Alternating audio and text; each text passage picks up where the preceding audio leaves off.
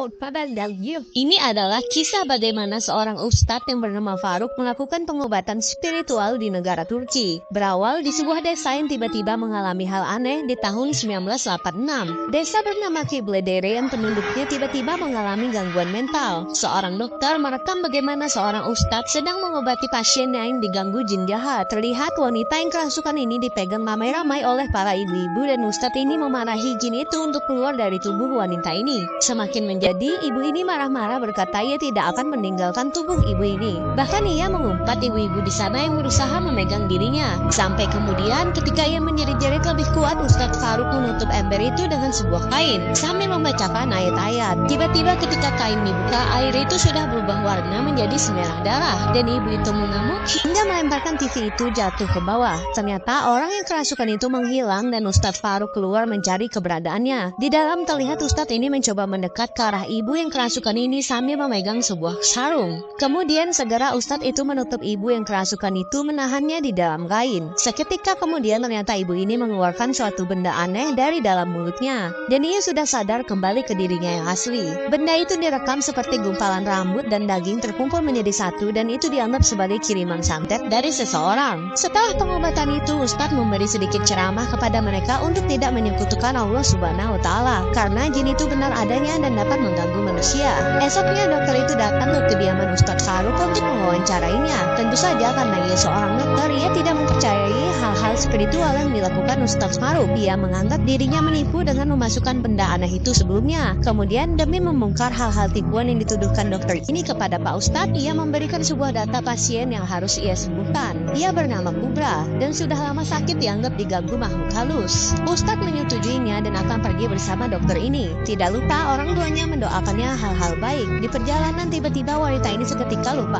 arah ke desa itu. Ia mencoba menelpon ibu Kubra, pasien yang akan disembuhkan. Di sekitar mereka gelap gulita. Setelah putar arah, mereka menemukan pemukiman penduduk dan mencoba bertanya desa yang mereka cari. Namun ketika menyebutkan nama desa itu, bapak ini segera mengamuk dan menyuruh wanita itu mematikan kamera. Ada apakah sebenarnya? Lanjut di part berikutnya dan hanya di Snack Video.